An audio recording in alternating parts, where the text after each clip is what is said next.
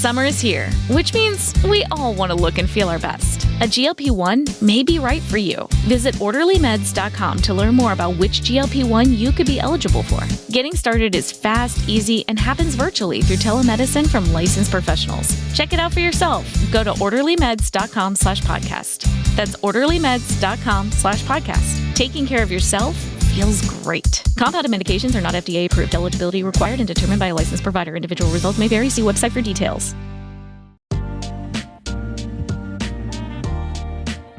Hey, what's up, everybody? This is your podcast host, Hanju Lee, and you are listening to Better Golf Daily, where I introduce one concept, one research-backed idea, and one thing you can take straight to the golf course. Let's go.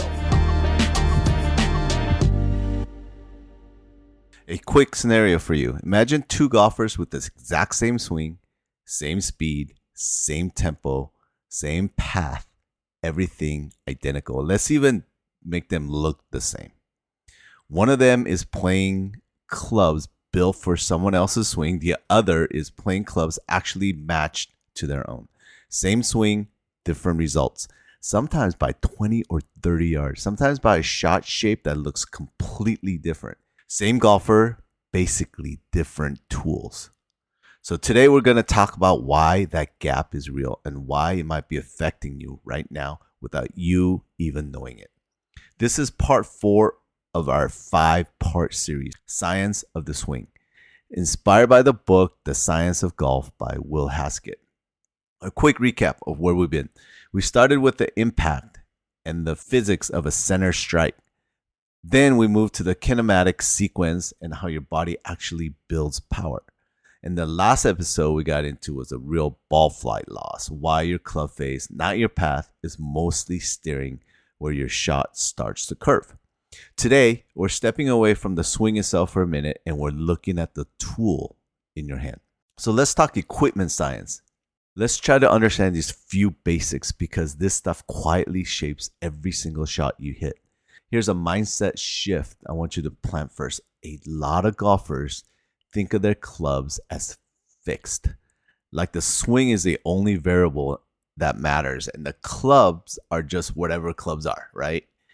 But clubs have real measurable science built into them. And when that science doesn't match your swing, it can actually create problems that feels like swing problems, but they're not. But let's talk about shaft flex first because it's a big one. People sometimes call the shaft the engine of the club, and that's actually a pretty good way to think about it. A shaft that's too stiff for your swing can leave the club face not squaring up in time, which often shows up as a weak shot that fades or slices. And it can also kill your launch, keeping the ball flying lower than it should. Now, a shaft that's too flexible for a faster swing can do the opposite, sometimes producing a hook or a ball flight that balloons way too high and loses distance. So here's the thing that trips people up.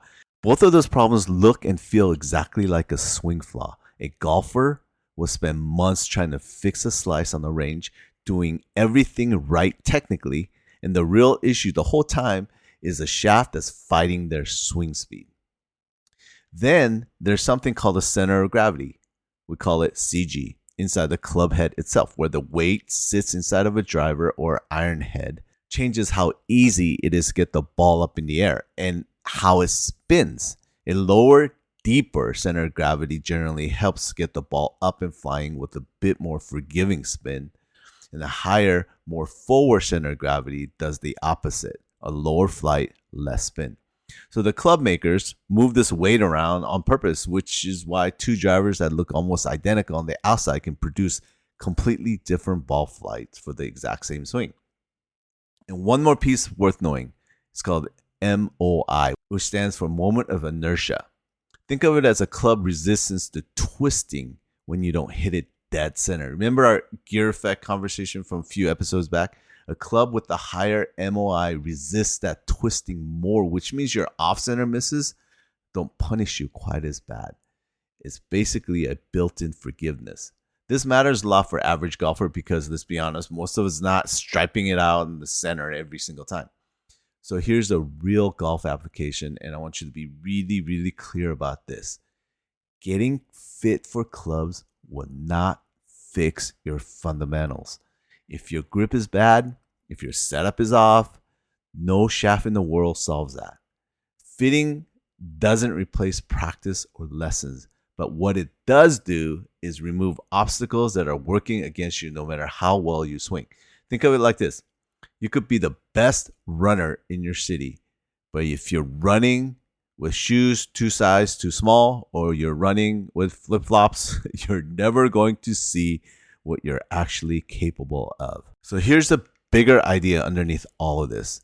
Golf improvement isn't only about grinding harder on your swing. Sometimes the smartest move is stepping back and asking, is something outside my swing working against me right now? Do I need to buy my game? Do I need a new, very expensive driver? Science built into your equipment is either quietly helping you or quietly fighting you every single time you tee it up. Might as well have it on your side, don't you think? All right, thanks for tuning in, everyone. Talk to you next time. Until then, match your tools to your motion. Bye for now.